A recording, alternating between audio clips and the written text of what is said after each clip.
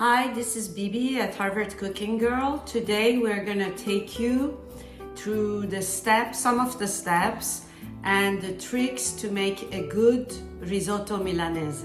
Marco Polo is from northern Italy. It's from the Merchant of Venice and the spice route. So he brought saffron to the north, and the Arab invasions in the south brought saffron to Sardinia, Sicilia, and the south. You know how much saffron costs. This is Persian saffron, so equivalent to gold, basically, in price. So I grind it and I bloom it. So blooming it means a lot of chefs, they take it and either they put the strands of saffron, and they put it in their rice or boiled water, which kills half of the flavor. It gives the color but kills the flavor because it's a flour. Blooming it is to let the cold water drip through it so it blooms without losing the flavor. I usually take the carcasses of my roast chickens that we eat, and then I make a simple chicken broth with it. Okay, wine. Wine is, so I'm explaining the umami. So saffron, shallot, Parmigiano Reggiano, stamped Parmigiano Reggiano, not the Kraft that you buy ground at the store.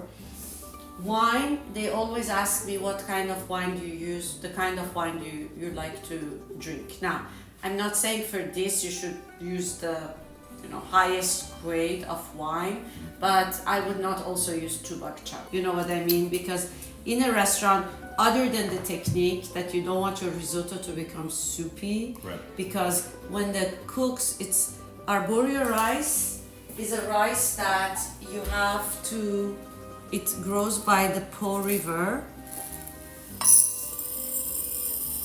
and it's the hardest kind of rice to open up. So whereas other rices take 1 to 1 or 1 to 1.5 or 1 to 2 water, this takes 1 to 4.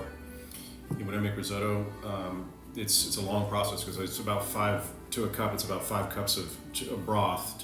4 is good. It's safe because you don't want it to become soupy. And then, as you say, you pour a little bit. You wait until the risotto calls you, and then you add the risotto. And I'm going to show you how to listen to risotto. So, arborio rice, saffron, which I immediately cover, and we bloomed. Wine that we put here. Where do you buy your saffron? Brought from Iran. So my aunt has to once or twice a year send it to me, and I have to send the money. It's like a long process. Yeah, it's not easy. But you can find some, now you can find some Spanish, some Kashmiri, maybe Indian saffron. Costco sells it. I saw it this season at Costco. Yeah. Parmigiano Reggiano is gonna be, in a risotto, Parmigiano Reggiano is the umami and the little bit of wine that but in ours, it's gonna be layered. I'm gonna have you on this grate do about a quarter cup. A quarter to half. Nobody complains about cheesiness. So shallot, Patrick, do you know the main difference between shallots and onion? Only in cooking, what I find with shallots, they tend to sort of blend in, but the flavor too is not quite as oniony. It's a little sweeter. Exactly. Yeah. So it disappears, it's dissolved. So in your rice, you don't feel like you're having onion. Yes, you are right. And the other thing is shallot is genetically related to garlic. Yeah. The garlic, I actually never put garlic and onion or garlic and shallot together in a, I never mix them together in my food. Really? Never. Because the water content is different And when the water content is different, this may burn while this is caramelizing. Oh, and yeah, that yeah. makes it bitter. I always make a bridge like this. And as soon as I make the bridge, I claw.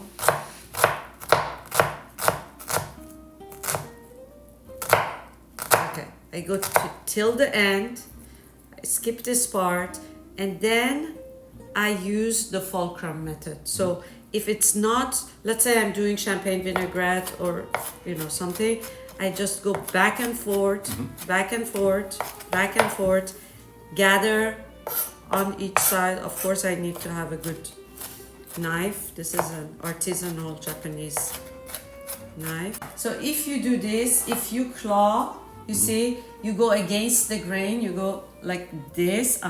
See, you can never, don't do your fingers like that. You can never hit your fingers. So when I do this, voila.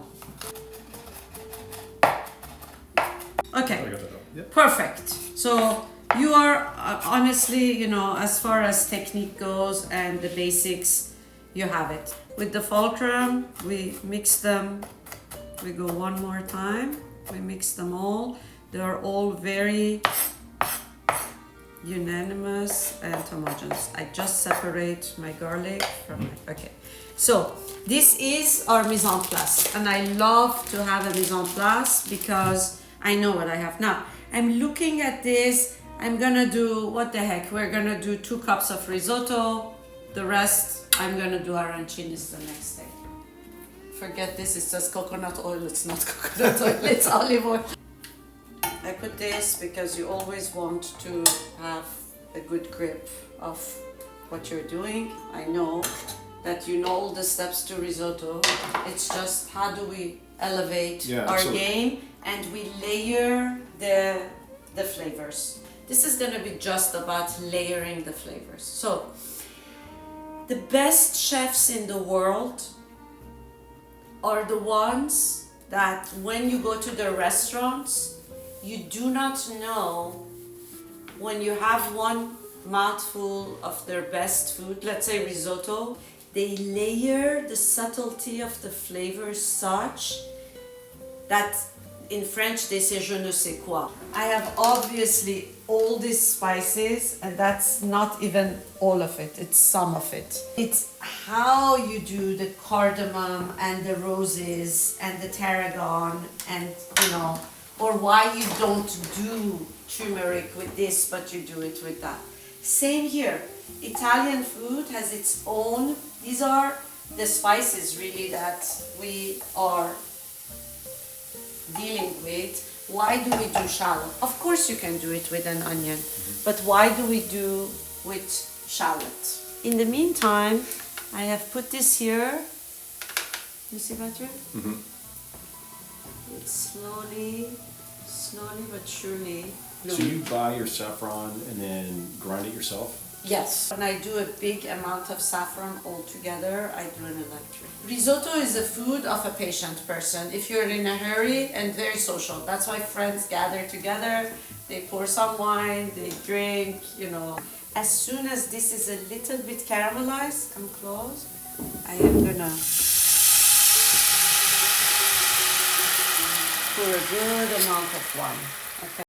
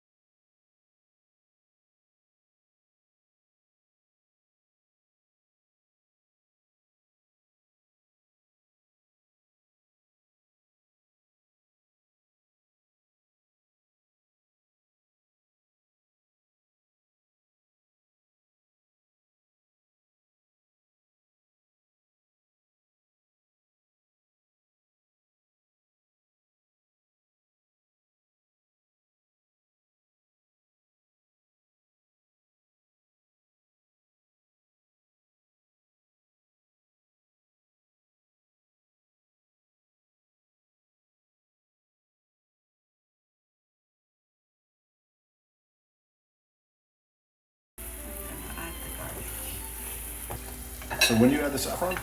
Okay, very good question. We don't want to kill the flavor of saffron, that's why we are blooming it.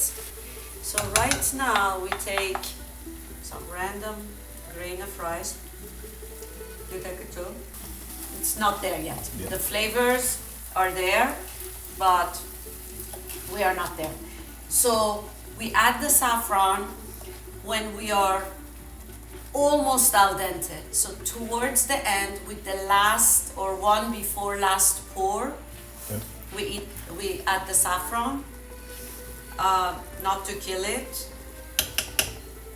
It has not quadrupled. We're close. We're very close. Okay. We're gonna do this pour because we don't know if this is our last or not. Okay, mix, Patrick. And you do Careful. not just roll the ice in. No, I could. If it needs be, I still need. This is so much. This is yielding so much. That's why I'm saying chefs layer flavors. They don't. You want them to be complementary, not supplementary. Right. I think that's good. That's already a very It generous. looks fantastic. It's really good. Now, Americans like it a little bit on the soft side, but the real one, I mean, you've been to Italy, the real one should not be soft. Right. It has to be, Like I hate overcooked pasta. good. Yeah. Me too. Not there yet. Another pour. So at the end, we go little by little because you don't want to bring it up to here and then kill it. So I want you to, I think with the resting time, this is right. You know what I mean? It's not softy. It's, here, take this, please, for me. Put it there. Why do we cover it with a cloth? Why do you think we cover it with a cloth? I'm assuming just to keep the steam in and continue to cook the rice or any of that. No condensation. No condensation. Because if I put a lid on it, it's gonna get condensed. Oh, You yeah. don't do that. So Parmigiano Reggiano Stravecchio, 36 months. Okay. So it's super dry. Always use that. I mean, this is Kirkland Nada's grass-fed butter, organic from New Zealand.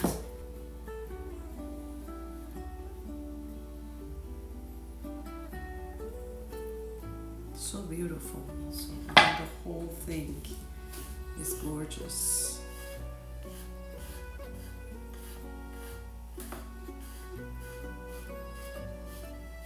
See that?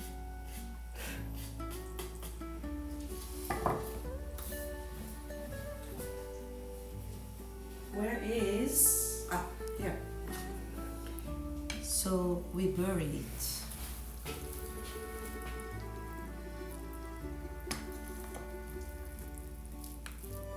The butter will help melt the cheese. Okay? So I make this as a bowl. Voila. And dust it. That's why I like this.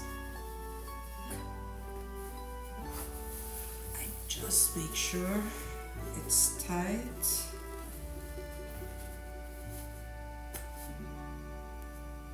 Leave it. Italians actually use garlic very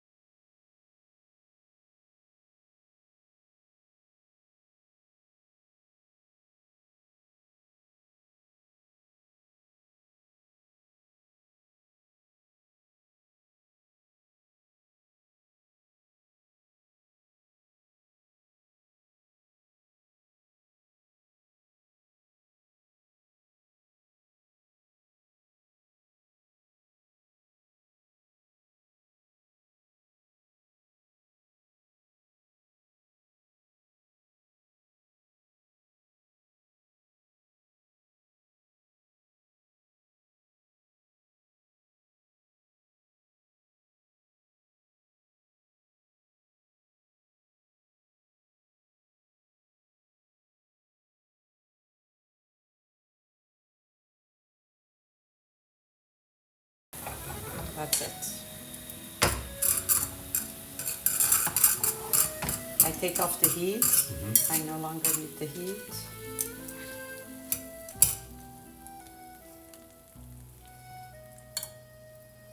Now, when I take it off the heat, I know that everything is going to get cooked with the juice. One last squeeze. We're done. Now you look into this, and this is where the magic of what we did is going to reveal itself. You see that? The butter helped the cheese melt. So after